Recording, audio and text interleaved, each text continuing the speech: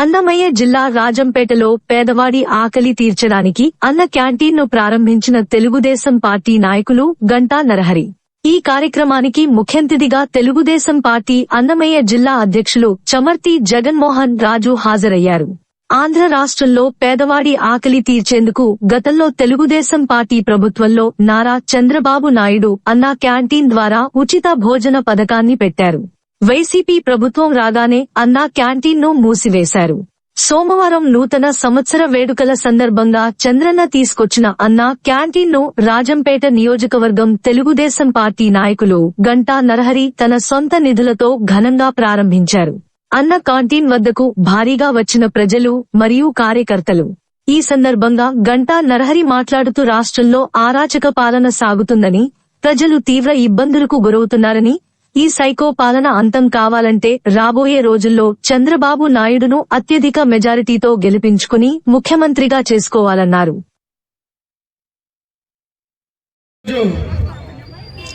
అన్నా canteen opening కి వచ్చిన రాజంపేట నాయకులకు మరియు ప్రజలకు, నా మీడియా మిత్రులకు, రాజంపేటలో యుద్ధం చేయడానికి సిద్ధమైన యువతకు నా ధన్యవాదాలు. ఈరోజు అన్నా క్యాంటీన్ ప్రారంభోత్సవం అనేది ఎంతో మహోన్నతమైన కార్యక్రమం.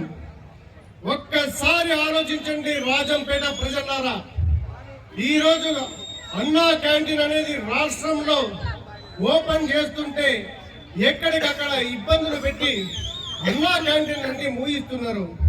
కానీ ఒక్కసారి ఈరోజు ఇదంతా నేను ఓపెన్ చేయడం అనేది మీ అందరి సహకారంతోనే ఓపెన్ చేయగలుగుతున్నాను. ఎందుకంటే ఈరోజు రాష్ట్రంలో పరిపాలన ఎక్కడికక్కడ స్తంభించిపోయింది, డెవలప్మెంట్ ఆగిపోయింది, ఉద్యోగాలు లేవు, నిరుద్యోగులు ఎక్కడో ఎక్కువైపోయారు. రాజంపేట వదిలి కువైట్లు, సౌదీలు తిరుగుతున్నారు యువతంతా.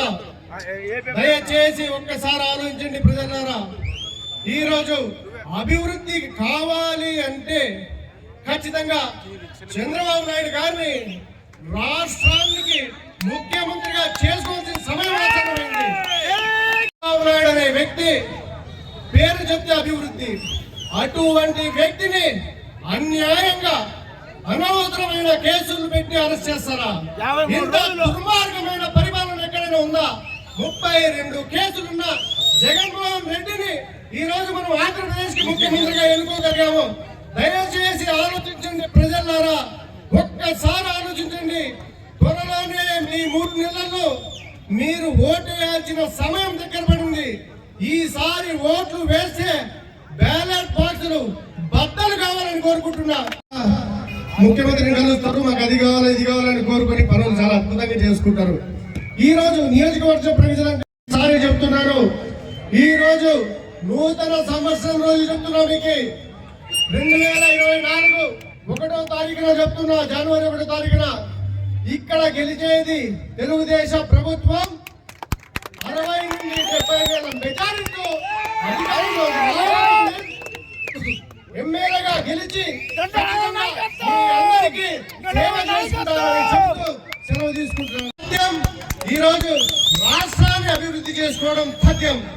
ఇంకొక విషయం, రాజంపేట అభివృద్ధి అనేది నాకంటే మీ అందరికీ బాగా ఎక్కువ తెలుసు. దయచేసి ఒకసారి ఆలోచించండి. ఎక్కడో ఉండి ఎక్కడో ఏదో చేసుకుంటూ ఇక్కడ కావాల్సిన రోడ్లు డెవలప్మెంట్ అన్ని ఆగిపోయి చాలా ఇబ్బందులు పెడుతున్నారు. రాజంపేటని ఒక మెడికల్ కాలేజ్ లేదు, అన్నమయ్య డ్యాము తెగిపోతే కట్టించే నాదులు లేడు. ఈరోజు గుర్తుపెట్టుకోండి, అన్నమయ్య అనే ఒక మహోన్నతమైన వ్యక్తికి 3 నామాలు పెట్టిన కాన్స్టిట్యున్సీ ఏదైనా ఉందంటే రాజంపేట. ఈ రోజు ఆయన పేరు పెట్టుకున్న రాజంపేటకి జిల్లా లేదు, రాజంపేటకి అన్నమయ్య డ్యాము లేదు, జిల్లా కేంద్రం లేదంటే అర్థం ఏం తెలుసా? ఇక్కడ ఉన్న నాయకుల అలసట తత్వం. ఎందుకంటే గుర్తుపెట్టుకోండి, మీరు అనుకుంటే చేయగలుగుతారు, మీరు అనుకుంటే జిల్లా కేంద్రం చేయగలుగుతారు, మీరు అనుకుంటే మీరు అనుకుంటే మెడికల్ కాలేజ్ చేయగలుగుతారు, కానీ ఎందుకు చేయరు? మీ సొంత పనులు మీ సొంత పనులు చేయడానికి చాలా పైరవీలు చేస్తున్నారు. చాలా అద్భుతంగా ముఖ్యమంత్రిని కలుస్తారు, మాకు అది కావాలి ఇది కావాలని కోరుకుని పనులు చాలా అద్భుతంగా చేసుకుంటారు. ఈ రోజు నియోజకవర్గ ప్రజలంటే ఇంత చులకన. ఈ రోజు ఒక్కొక్కసారి చెప్తున్నాను, ఈ రోజు నూతన సంవత్సరం రోజు చెప్తున్నా మీకు 2024 1వ తారీఖున చెప్తున్నా, జనవరి 1వ తారీఖున ఇక్కడ గెలిచేది తెలుగుదేశం ప్రభుత్వం 60 నుండి 70 వేల మెజారిటీతో అధికారంలో ఎమ్మెల్యేగా గెలిచి ఖచ్చితంగా మీ అందరికీ సేవ చేసుకుంటారని చెప్తూ సెలవు తీసుకుంటున్నాను.